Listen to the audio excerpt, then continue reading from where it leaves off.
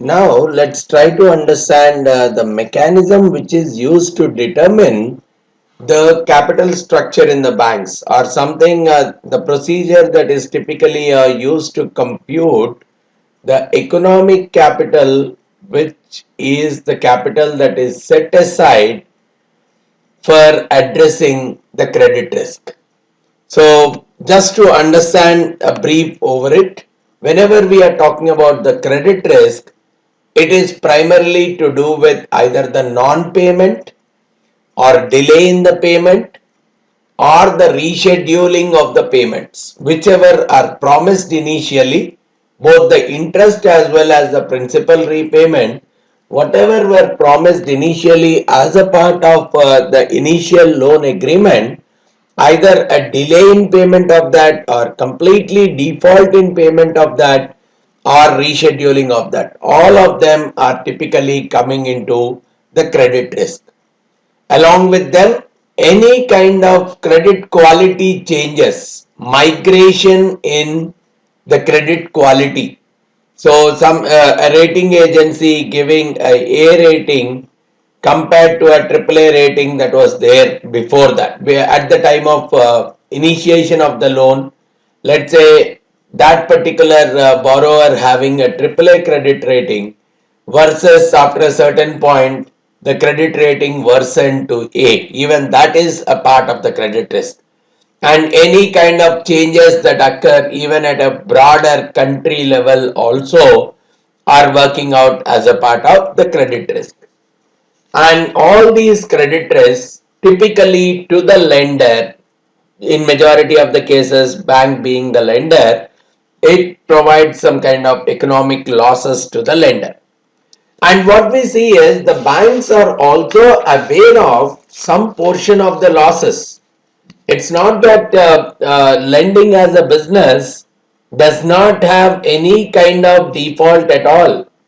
Lending, by the very nature of its business, there will be some level of defaults that generally those losses generally are predictable and they are inevitable as a part of the business. Just like any other business risks are inevitable as a part of any other regular businesses, as a part of the lending business, we see some portion of the losses are inevitable, and by observing the historical data, by observing the patterns in the data, banks should be able to predict these losses quite comfortably. And those losses which the banks should be able to predict, should be able to estimate based on the historical data, are typically classified as expected losses. So the bank can very well expect for these losses, and whatever the losses that it is expecting, it can set aside what is called as a loss reserve, or based on the expected, it could very well do the pricing of the loan accordingly on an individual basis. If the bank really perceives that this particular individual loan is more riskier compared to the average, probably the interest rate for that particular borrower could very well be increased but still be accepted. And it might very well possible that a few of those kind of risky borrowers may very well default on them. So there is some amount of expected loss for the bank, but the major concern is unexpected. See, any loss that comes which I have already predicted in the beginning, there is nothing much. I have taken enough care and I am protecting myself.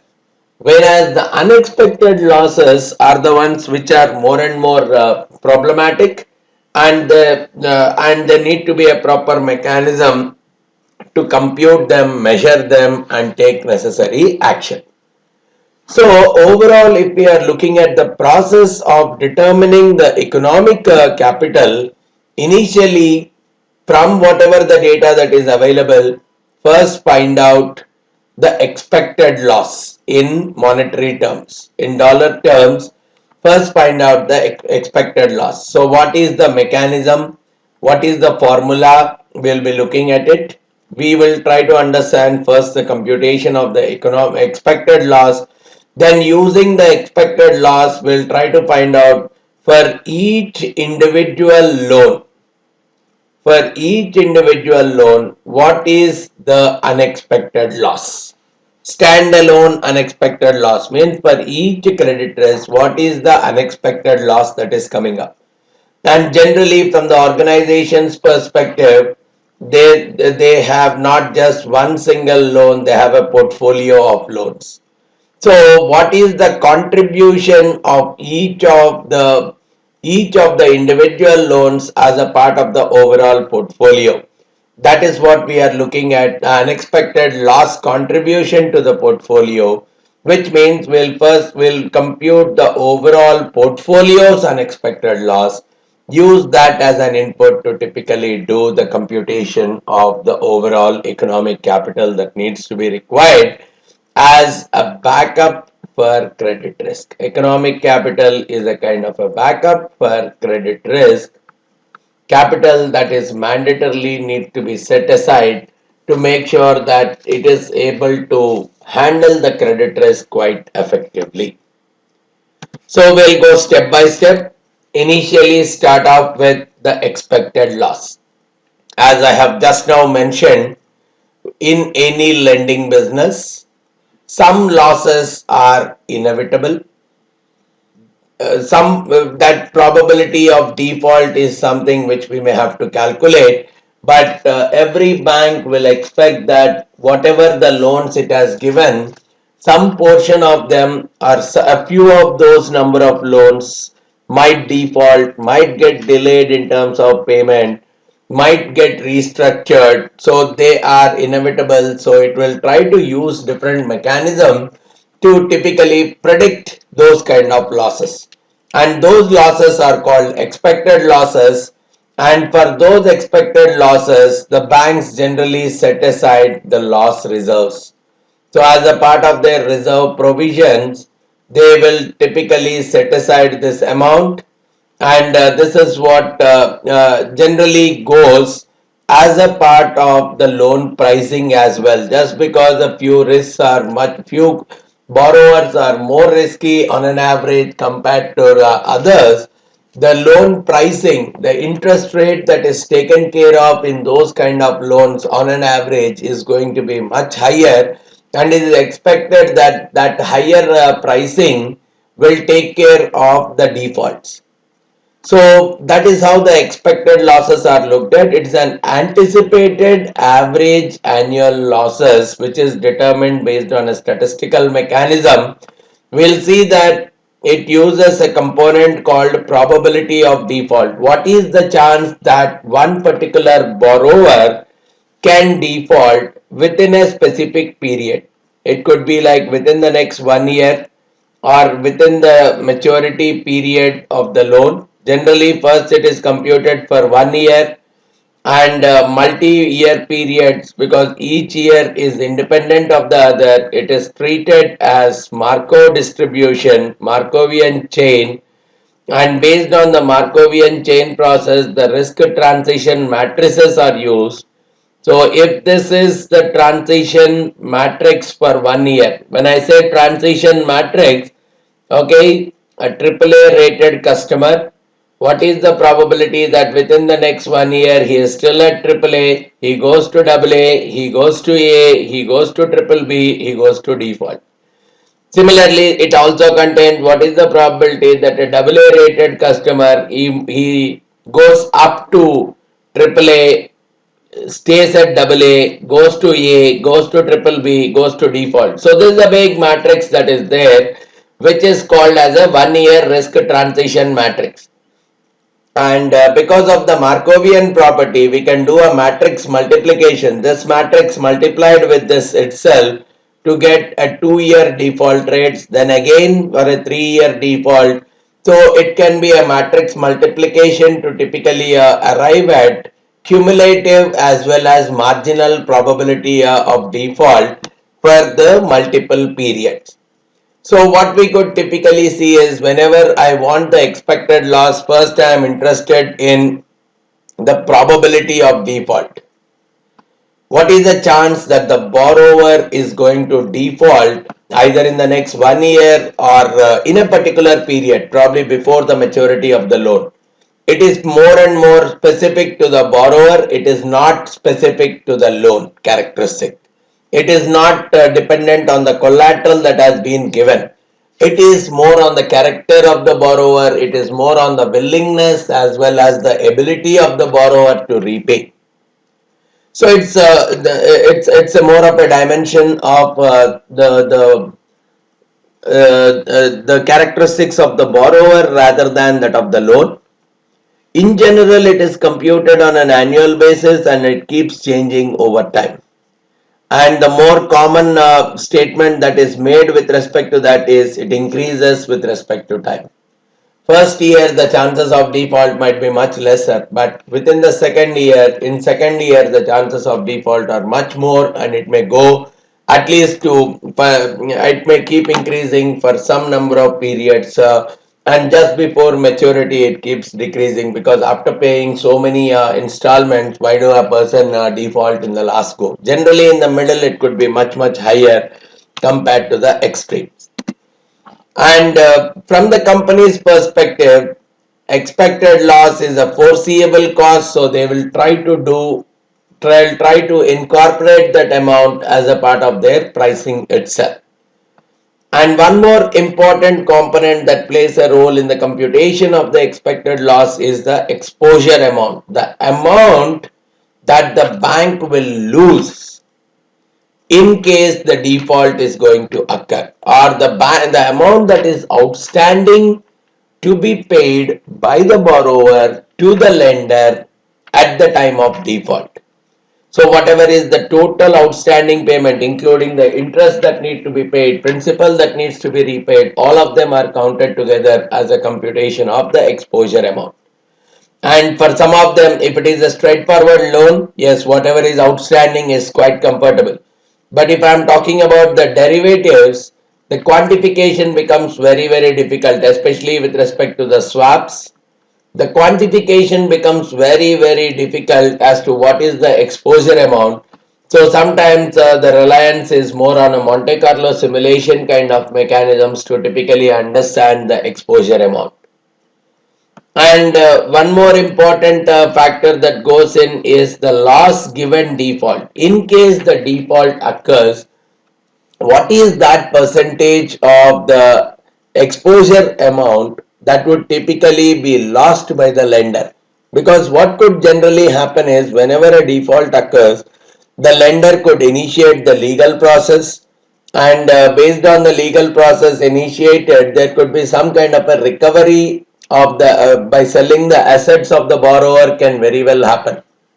So that recovery could give some proportion of the loss, which means the overall loss is not the 100%. So what we are simply talking of is the loss given default is that percentage of the exposure that is really lost in case the default occurs. So the more and more the collateral that is there, the recovery rate is much higher, recovery percentage is much higher, the real probability of default is much lesser. Whereas if it is an uncollateralized kind of an asset, then probably the probability of default is the loss given default is much higher because the recovery could be much lesser in those kind of mechanisms. So when I am trying to compute the overall expected loss, we are simply multiplying these three components. The probability of default multiplied by loss given default multiplied by the exposure amount. And this is the amount of loss which the bank can quite comfortably predict, and based on this prediction it can set the reserves aside, so it is not treated as a credit risk at all because it's a part of the business. You are expecting something and losses are more or less same as what you have expected. So that's we are not treating that portion as a credit risk, right? Because it's always as expected. So for that we are not holding any kind of economic capital, right? I mean that is not the economic capital we are holding for the credit risk. So for all the expected losses, we are not holding any form of economic capital. Only for the unexpected losses, the computation and the holding of the economic capital sets in. Alright. Now the next part which comes up very much essential is the unexpected loss, where we are looking at the risk that is arising because of the variation in the loss level. Whatever, if my loss is very close to the expected loss, no problem at all.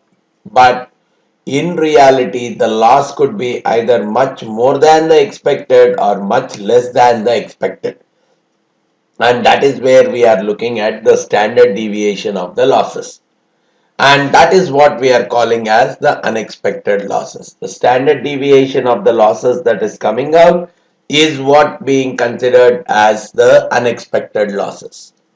We can compute the unexpected losses either at the transaction level, each loss separately, each loan separately, or at a portfolio level.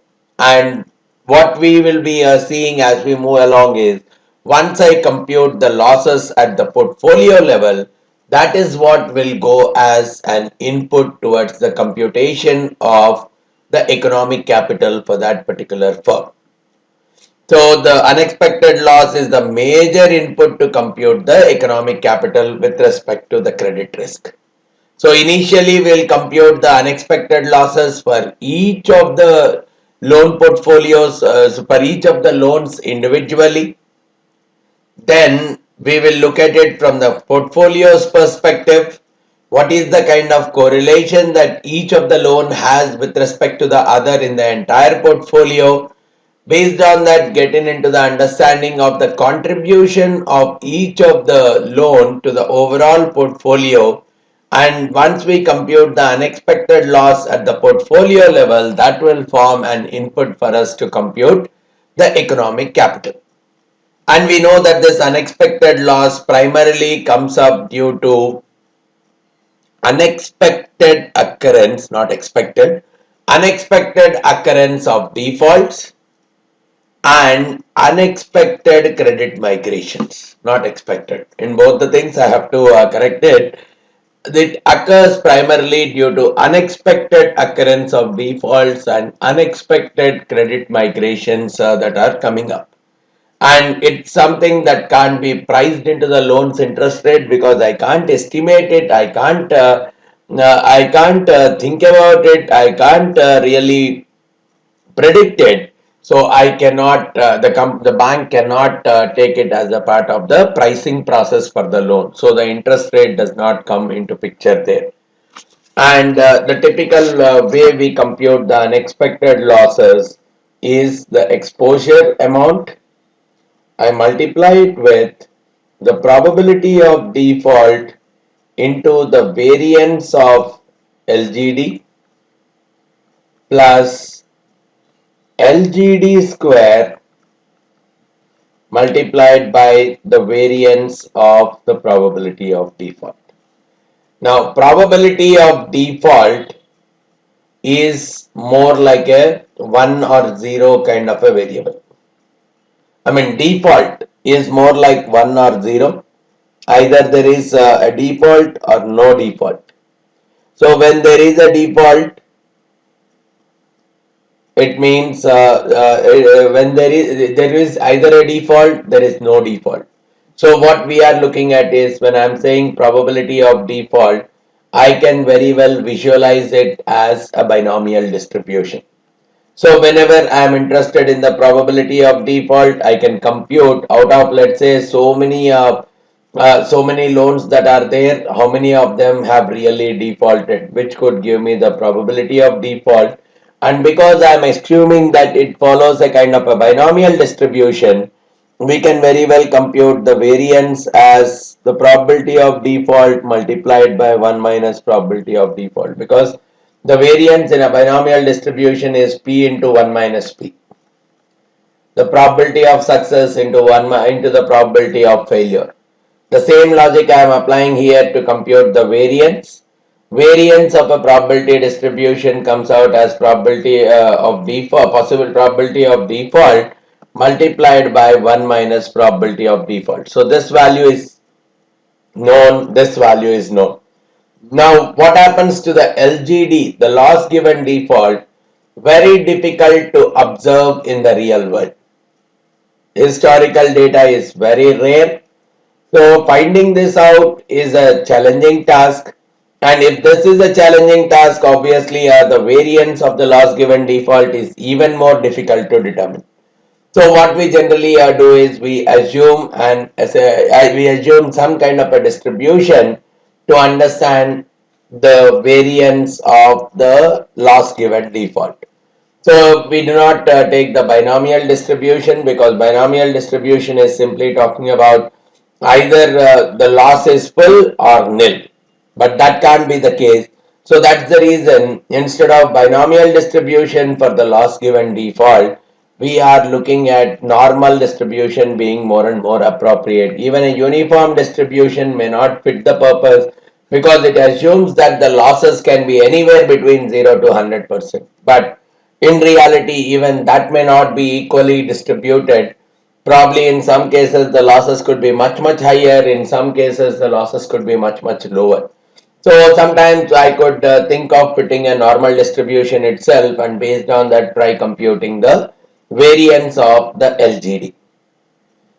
And coming to the exposure amount, yes, it might not change based on the credit characteristics. It keeps changing year over year based on the agreement. If from principal has been repaid in year 1, year 2, probably by year 3, the exposure amount could become much lesser. If new loan has been taken, it can go up, but it has nothing much to do with the credit characteristics.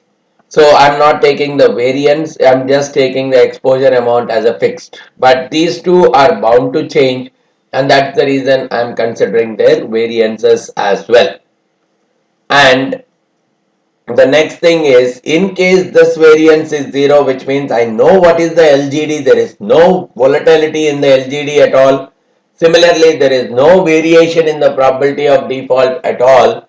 Then we can very well say that there is no unexpected loss, because this is 0, this term is 0, unexpected loss is 0, no capital needs to be set aside. And just like an expected loss, we will compute this for different periods of time. Most commonly we'll do it for the 1 year, and this number also can keep changing with time, so it has to be regularly updated and upgraded kind of number. Now the essential part comes out. How do I take this individual stuff to a portfolio? See, probably a portfolio approach is very easier for us to understand. First, let me give a broader picture.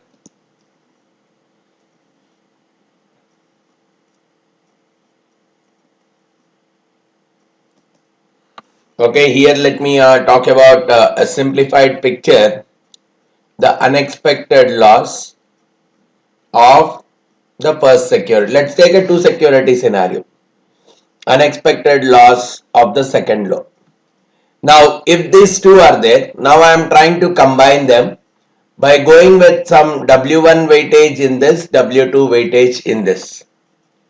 Now, if I want to know the, or similarly, the expected loss for the first one is EL, expected loss for the second one is EL2. Now, if I really want for the portfolio, now let's say I have W1 worth of the first, W2 worth of the second, and W1 is nothing but the exposure amount of the first one divided by exposure amount of the first plus the exposure amount of the second. So this is what I am calling as W1, and 1 minus this is going to be the W2. Now what I am simply saying is the expected loss of the portfolio, in this case if I want, I'll call it as W1 times EL1 plus W2 times EL2, a straightforward multiplication, which is again giving up whatever is the individual expected losses So individual expected losses, you simply add them up. That is what is directly coming out to be the expected loss. But when I'm looking at the variance part, the unexpected loss, it is nothing but the standard deviation of the losses. So that's where if I am trying to compute the variance of the losses, which is the unexpected loss, we know that we'll take it as W1 squared, the unexpected loss of the first one, square, plus W2 squared, the unexpected loss of the second one squared, plus 2W1 W2, the correlation that is between W1 and W2, unexpected loss 1 multiplied by the unexpected loss 2. This is what is the computation of the variance we do. Or probably it's as good as saying 2W1 W2, the covariance that is between the UL1 and UL2. Right? The same thing I can generalize. Now, when I am generalizing it, I can say for all I equal to 1 to n, for all j equal to 1 to n, I'll say Wi, Wj, the correlation between I and j, Uli, Ulj. So this is what is going to be the unexpected loss. Okay, this is the variance. So I take the square root of all this, which is going to give me the standard deviation in the entire process. But now, just for understanding, let's say I'm taking n such securities, right? I'll make a small assumption, n such securities with equal weightage, right? N such securities with equal weightage. Then what is happening? My W1 is actually becoming 1 by n, right? So going with that, and let's say the correlation, okay, let's come back to the correlation, but let's say the W1 is 1 by n. Now the variance part is directly becoming 1 by n squared times ul1 squared plus ul2 squared plus ul3 squared plus so on uln squared. Right, this is what is coming out internally, plus 2 times 1 by n times 1 by n, whatever is the correlation that is existing between 1 and 2, ul1 times ul2, right? Or probably I'll say covariance between ul1 and ul2. So overall it is, if I'm looking at, if I'm taking it out, it is becoming 1 by n times 1 by n. If I'm taking out, it is coming out as ul1 squared plus ul2 squared plus so on uln squared, which is nothing but, if you look at it, this is the average variance. And even when I'm taking this 2 by n out, this is covariance between ul1 comma ul2 plus covariance between ul2 comma ul3. Now like this you have n into, if I say this is the average, this is coming out as n into n minus 1. So NC2 such covariances is what I am having. So if I am saying each one of them is the same, so probably I could take this addition as NC2 times the average covariance between UL1 and ULI and ULJ. So this becomes n into n minus 1 by 2, 2 gets cancelled, n gets cancelled. So it becomes 2 by n, n into n minus 1 by 2. So it becomes n minus 1. N minus 1 covariances is what is coming out here. So when I am taking it out, it is simply working out as 1 by n times the variances. So average variance, because this is the total variance, so I can take it as average variance plus n into n minus 1 by n times the average covariance. So this is what is typically coming out in case each one of them is higher. And what probably you could find out is the correlations instead of COVID. So this is becoming n into n minus 1. So it's becoming n squared minus 1 times the covariances, which I could very well write them as the UL. I can take it out and I can write it as n plus rho times n squared minus n. So if I'm talking about the individual contribution here, I'm dividing it by 1 by n, and as n is larger and larger, as n is tending to infinite, I can see that the contribution of the individual is the overall contribution multiplied by the square root of the correlation that is existing between the two itself. So a simple way to understand is even the individual loans also have a typical portfolio kind of an approach. So the credit risk is not fully removed either through the hedging or any derivative transaction. It's only shifted from one party to the other party. So what is very much essential is maintaining a well diversified portfolio to the credit risk. And as we know, when I am maintaining a well diversified portfolio, I can find out the expected losses, individual expected losses. I simply add them up.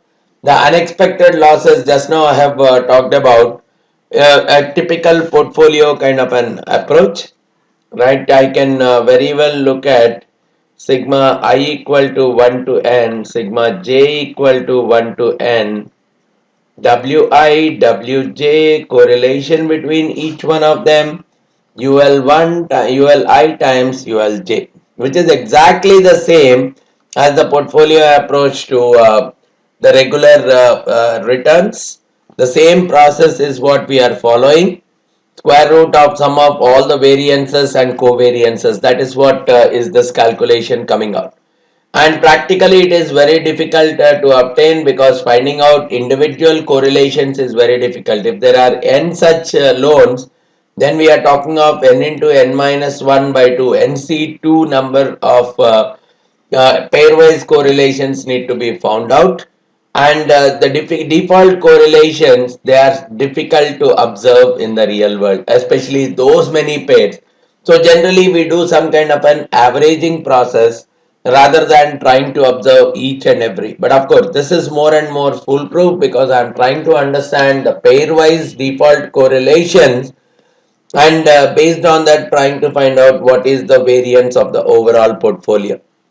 And at the same time I am trying to find out how much is the contribution of one single loan to the overall portfolio. If I want to find out the contribution of one single loan to the overall portfolio, I need to have the weightage of that particular loan, the correlations between the various loans, and the unexpected losses of each one of them. And unexpected losses of each one of them are typically based on the exposure amount, the probability of default, and loss given default. All these things result in the calculation of the unexpected loss, and we can very well look at the contribution of the unexpected loss of one single unexpected loss to the overall portfolio. First, we can think of using the marginal impact of including one additional loan. Now I have given a new loan. The portfolio is already having some amount of unexpected loss. Now, if this new loss is added to this particular portfolio, what is the additional unexpected loss that is coming into picture? The simple way we look at it is, we try to differentiate the unexpected loss of the portfolio with respect to the unexpected loss of the new loan that is coming up.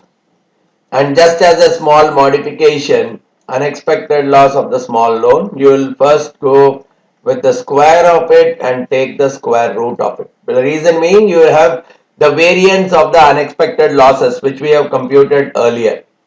So this comes out as the variance of the unexpected losses for us is sigma I equal to 1 to n sigma j equal to 1 to n wi wj rho, and we have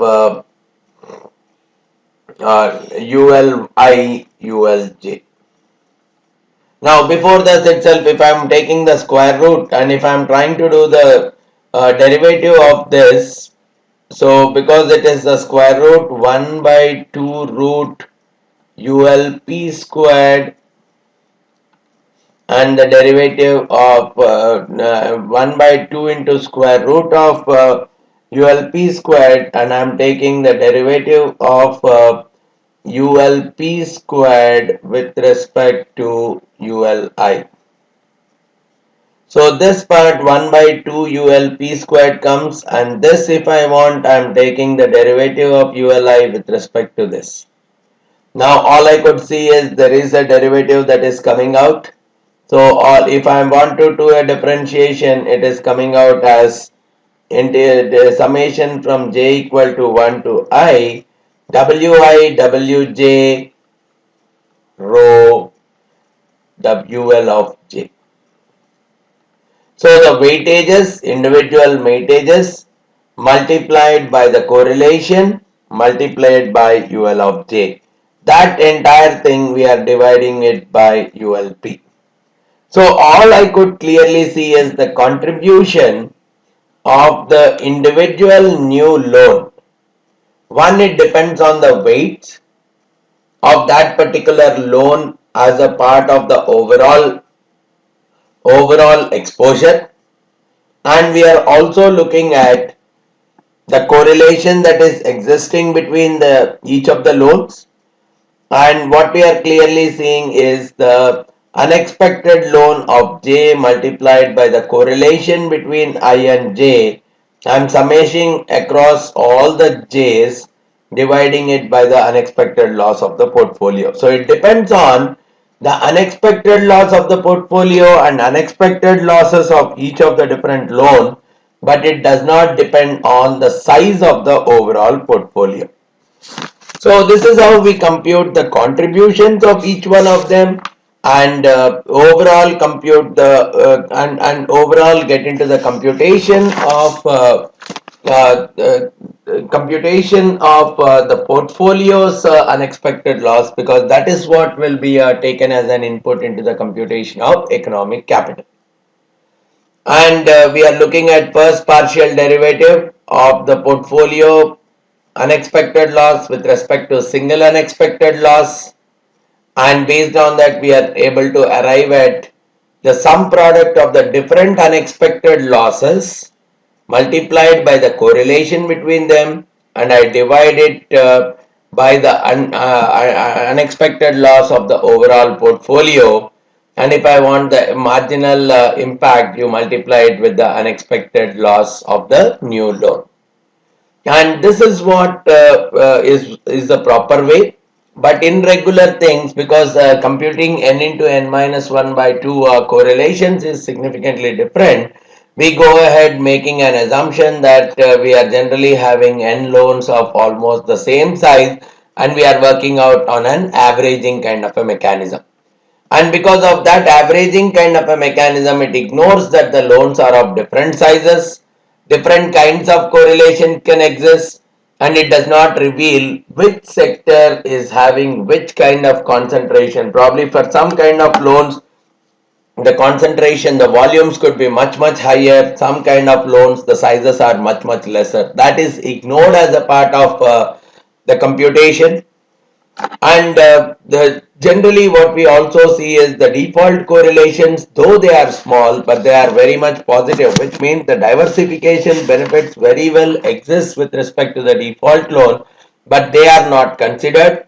So overall analytical process is more and more cumbersome, and that is where the lookout for various advanced numerical features, numerical procedures is coming into picture for the computation of the unexpected losses. And finally, to look at the economic capital that is typically required. Whatever is first, so we are getting into the distribution for the loss. the most common distribution that is considered is the beta distribution, right? Because one, the losses are not normal. In some cases, the losses could be very high, very extreme, but on the higher side, there is a cap that I can receive the maximum amount. It can't be, it can't go above zero. Loss cannot go above, the loss cannot go below zero, means the amount that is received cannot go above what the maximum that needs to be received. Payment cannot be more than what is required to be paid. So there is a cap on the upward side. So I cannot definitely use a normal distribution. So the most interesting distribution that fits in for the model is the beta distribution. And what we see is the typical graph. I can create it more and more like a negative skewed like this, where this portion forms the expected loss, and whatever is the unexpected loss that is there, I can say economic capital is whatever is the unexpected loss multiplied by the capital multiplier. And what we see is this capital multiplier is determined purely based on the distribution and the confidence level. Let's say here I'm talking about 99.97% confidence level, and I'm talking about a beta distribution. So based on this, I can find out for this particular beta distribution, what is the value that is corresponding to the 99.97% confidence level, and that is what will come out as my capital multiplier. In case of a normal distribution, just to give an analogy, if it is a normal distribution and I am talking about 99% confidence interval, I say that this number is minus 2.33. Or if it is 99 point, right, if it is 99.5% confidence level, I may have a slightly different number here. So what we are typically, it may be minus 2.58. Now what we are typically saying is we are trying to find out similar kind of a number which corresponds to 99.97% confidence level for a beta distribution. And generally it comes to somewhere around 7 to 7.5, whereas in case of the normal it is 2.3 or 2.5 or at the most 3, which means this number is very high compared to that of a normal distribution.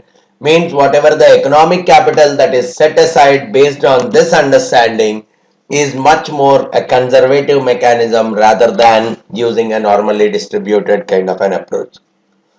So generally when we talk about the economic capital, we talk about the expected outcome. This is the expected and the unexpected outcome at a certain confidence interval. So let's say this is the certain confidence interval. I'm talking about the unexpected losses multiplied by the capital multiplier corresponding to this confidence interval is what will give me the economic capital that is typically required.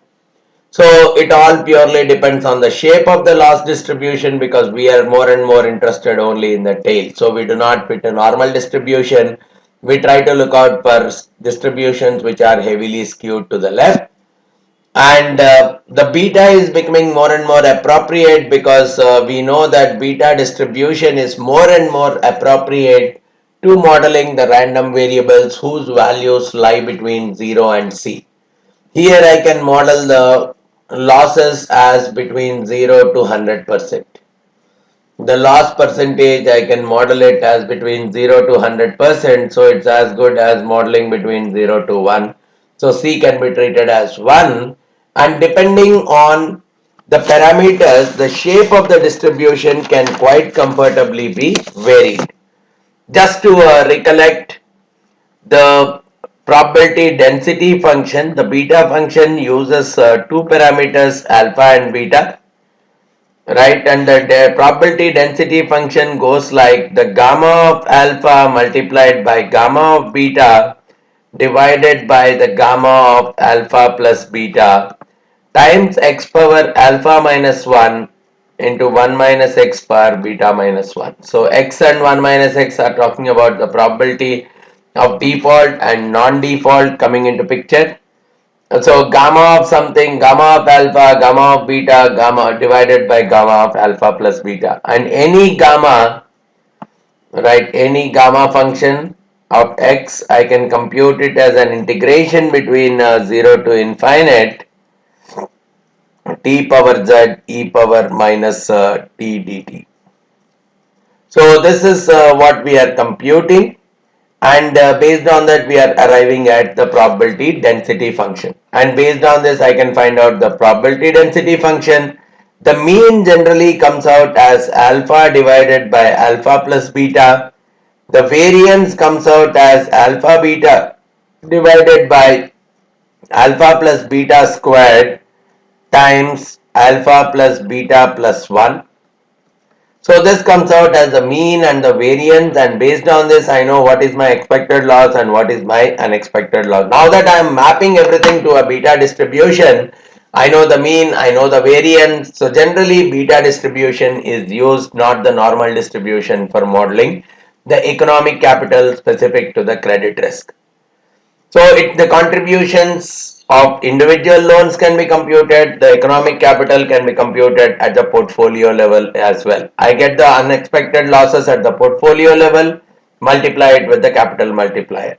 Similarly, if I want the contribution of the single loan, just identify what is the contribution of the single loan to the overall portfolio's unexpected loss, multiply it by the capital multiplier. The major challenge lies in how well I can fit the beta distribution to the tail of the risk profile. That is where I would be relying more and more on the Monte Carlo distribution itself, right? And in typical, the the capital multiplier is decided in such a way that whatever is the actual loss, I look at it, I subtract the mean and I standardize the actual loss. The actual loss minus the mean of losses divided by the standard deviation of the losses lesser than or equal to capital multiplier, that should be less than or equal to the significance level. Now that the confidence level we are setting as 99.97%, the significance level works out to 0.03%, and that is what for typical calculation the capital multiplier comes out to somewhere around 7.5, 7.5, which is much higher compared to that of a normal distribution. So that's how the economic capital is computed using the advanced statistical approaches for determining the credit risk. And of course, though that looks like a very interesting kind of a computation, it has its own set of problems as well. This whole process assumes that the credits are illiquid, means there is no securitization. Whatever the loans that are there, they are not sold to a third party, and they are not issued as securities in the liquid markets. All that is not considered. They are considered completely illiquid, which means if the market is improving or if the market is falling, the market variables and the correlation of the loan with respect to the market variables and the various factors of the liquid market, they are not considered. That is one major drawback with this entire computation. And if that is required, a value based approach, just like the way we go with the valuation of the equity securities, the similar kind of mechanism might be required even for these various credits as well. And that requires the multi-period projections, even the expected, unexpected changes in the credit quality across the period. Means with a normal process, they all cannot be observed, they all cannot be modeled. Visualization and depiction become more and more difficult, which means instead of going with the multi-period, probably 1 year estimates only are getting compromised with. And the other major drawback we see is all other risk components like market risk, operations risk.